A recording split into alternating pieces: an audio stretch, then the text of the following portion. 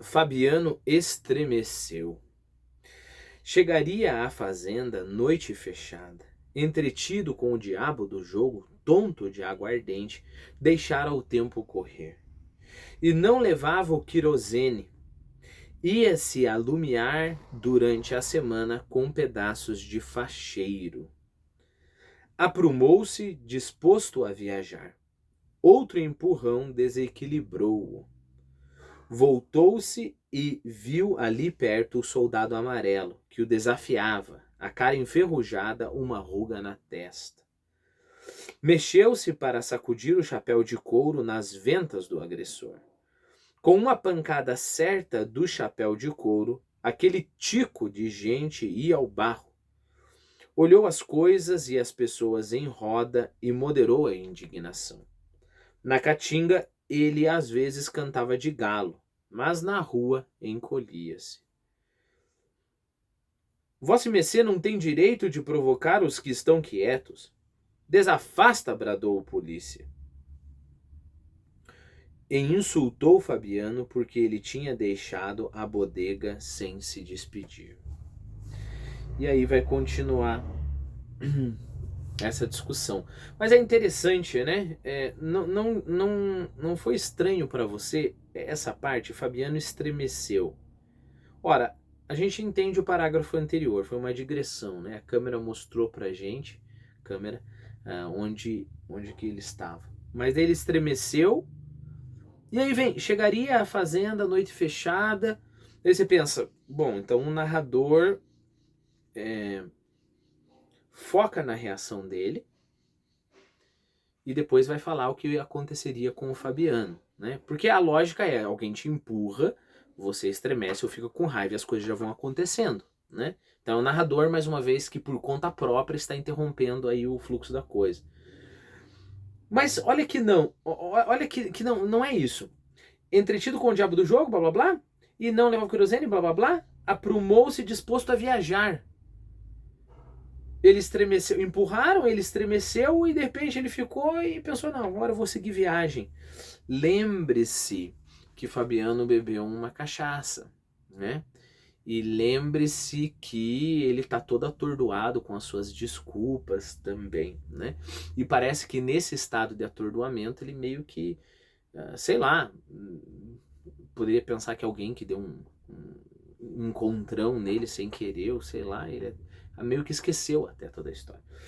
Só antes da gente continuar, facheiro, nós estamos falando de uma outra planta da família das cactáceas.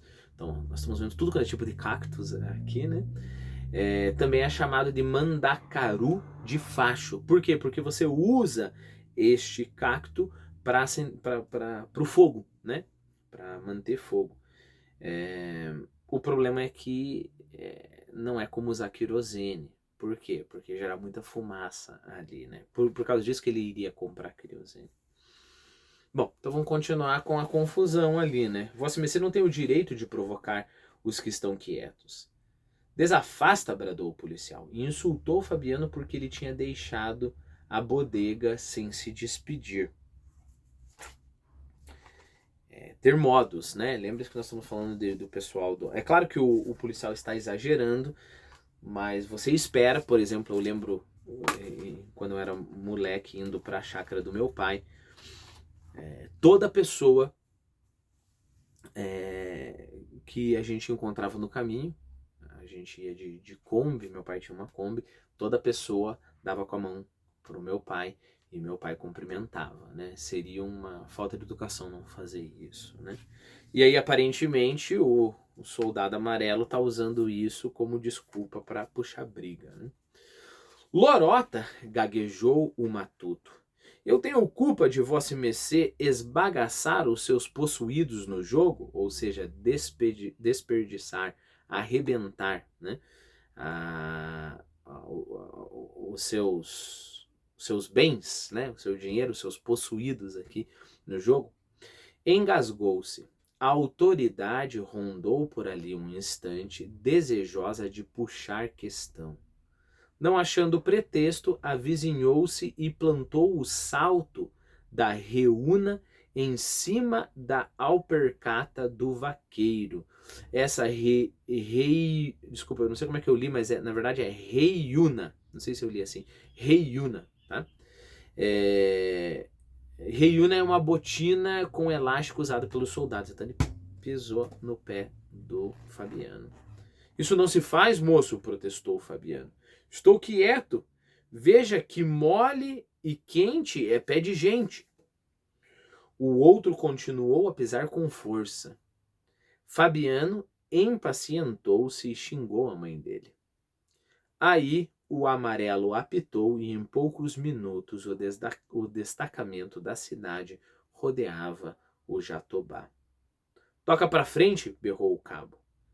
Fabiano marchou desorientado, entrou na cadeia, ouviu sem compreender uma acusação medonha e não se defendeu.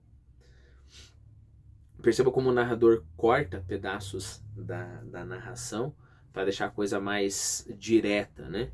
Então, poxa, os caras estão ali no lado da árvore e de repente ele já está dentro da cadeia. Sim, ele simplesmente houve um corte ali.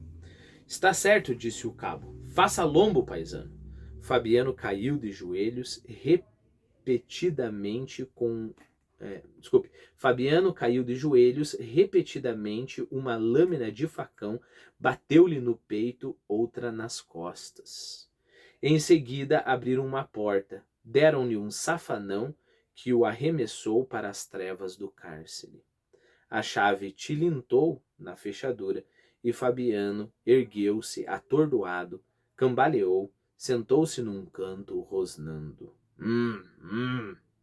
Por que tinham feito aquilo? Era o que não podia saber. Pessoa de bons costumes, sim, senhor, nunca fora preso. De repente, um fuzuê sem motivo. Achava-se tão perturbado que nem acreditava naquela desgraça. Tinham-lhe caído todos em cima, de supetão, como uns condenados.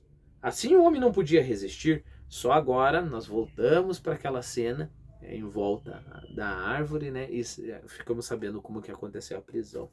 Bem, o Fabiano falou. Passou as mãos nas costas e no peito, sentiu-se moído.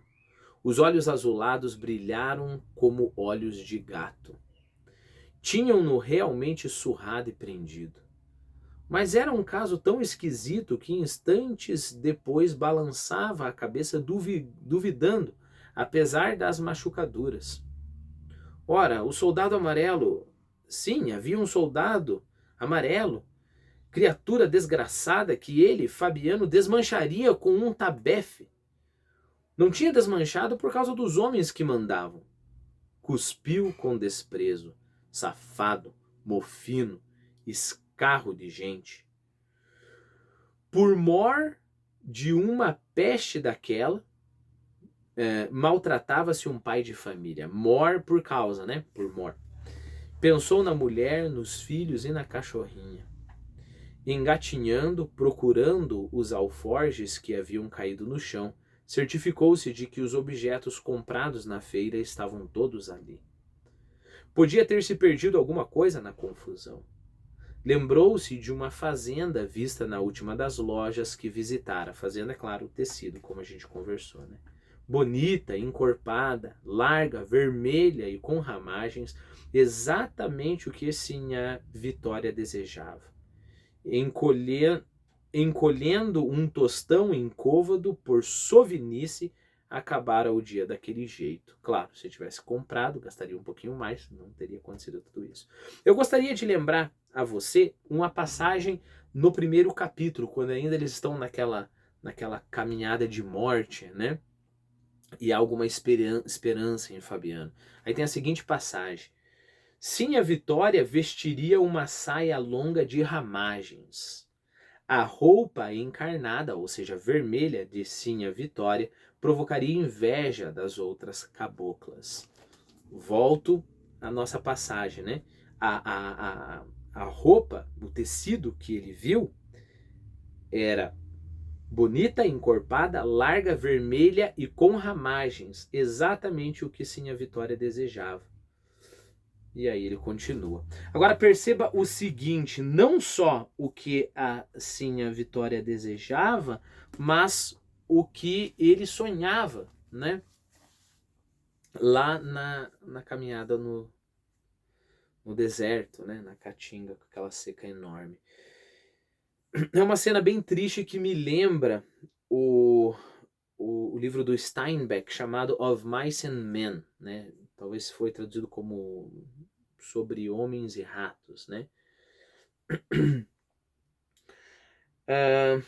Que existe um... Bom, a ação se passa durante a crise de 29, né? E aí você tem aqueles trabalhadores que iam de cidades em cidades, de fazendas em fazendas, trabalhando, conseguindo qualquer trabalho que eles conseguissem arranjar, para comer, sustentar naquele período ali, para depois pegar um trem, geralmente clandestinamente, ir para outra cidade, e assim eles viajavam os Estados Unidos inteiro, né? E é engraçado que o sonho dos dois principais era comprar uma fazenda, era juntar dinheiro para comprar uma fazenda, né? E é interessante que tem determinado momento que há uma pequena luz, né? Uma pequena possibilidade de que eles conseguissem, pelo menos, né? Um deles ali conhece uma mulher que está desesperada para vender fazenda, e aí não sei quem tem um pouquinho de dinheiro, etc, etc. E aí tem uma certa esperança, né? Mas eles estão numa condição tão miserável, e isso é interessante, miserável não só de fora para dentro, mas de dentro para fora, né? Eu acho muito bonito uma frase do Olavo de Carvalho. O Olavo de Carvalho passou perrengues grandíssimos na vida, né, financeiramente falando. E aí uma das coisas que ele falou assim, eu nunca confundi falta de conforto com falta de dignidade, né? E isso é interessante. Aqui, e no caso que eu falei para você, do Of Mice and Men, parece que falta as duas coisas. O ambiente, claro, extremamente opressor, difícil da pessoa conseguir qualquer coisa. Mas quando o homem consegue essa oportunidade, olha, ele está tendo aqui, ele teve a oportunidade de comprar a fazenda bonita, vermelha, de ramagens, para que a mulher dele causasse inveja nas outras caboclas. O que, que ele faz? Ele bota tudo a perder porque ele é desconfiado de todo mundo, ele tem medo de todo mundo, um pouco de raiva de todo mundo, e porque ele não conseguiu se controlar ali com a bebida, né? No livro que eu falei para você, chega o final do mês em que os rapazes ali eles poderiam guardar uma parte do dinheiro, pelo menos para dizer que se está indo em direção àquele sonho deles. Mas um deles resolve ir gastar o dinheiro numa zona, né? Tem como é que é? Um prostíbulo, né? Uma zona ali perto, e ele vai gastar ali com mulheres e com uísque a noite inteira, para daí trabalhar mais um mês para tentar juntar mais esse mesmo tanto de dinheiro para jogar em uísque e prostitutas também, né? Então percebeu? A miséria, ela não vem só de fora para dentro, ela principalmente vem de dentro para fora, né? Eu digo isso porque se costuma hoje em dia, né, com as nossas teorias pós-marxistas, se costuma ver somente a opressão, né? Olha como esse é um ambiente opressor, que esse cara aqui vive como escravo, etc, etc. Isso tudo é verdade, eu sei que é verdade, mas existe uma coisa que o homem consegue fazer, né? Que é claro, quanto mais difícil o seu ambiente, mais difícil vai ser de você fazer isso, que é se elevar acima do ambiente, né? Perceba, se eu aceito aqui que o Fabiano é um mero produto da sua sociedade, eu vou desembocar naquela teoria ridícula de justificar criminoso, né? Então, o cara, poxa, mas ele viveu na favela, né? Então é normal que ele mate, né? Tem um conto chamado Mineirinho, da Clarice Lispector, eu gravei aqui uns vídeos lendo e analisando este conto, se estiver interessado nesse assunto. Nem sei se eu já não indiquei isso, tá lá a playlist. Mas eu não estou dizendo que a gente não tem que acabar com com esse ambiente nocivo, né, e contaminado, que gera com certeza absoluta crime, mas disso não quer dizer que a pessoa não tem a dignidade de escolher a sua própria vida. Se eu tenho a dignidade de escolher a minha própria vida e eu decidi matar, eu sou culpado, correto? Então é aí que está o ponto, né? Geralmente coloca-se as pessoas somente como um mero joguete, né? Um mero fantoche do ambiente social, econômico e assim por diante, né? A mesma coisa se faz em psicologia e assim por diante, ok? Então eu gostaria de deixar bem claro isso, porque vão enfatizar para você, lendo este livro, vão enfatizar para você muito o fato dele ser explorado pelo patrão dele, o fato de esse soldado amarelo ser totalmente, como é que é, despótico, opressor, tem uma outra palavra para isso, né? Mas injusto, sim, concordo plenamente. Mas lembre-se que também, uma coisa não exclui a outra, também o Fabiano poderia ter comprado o tecido da mulher dele, ido para casa, a mulher dele teria um vestido muito bonito para vestir.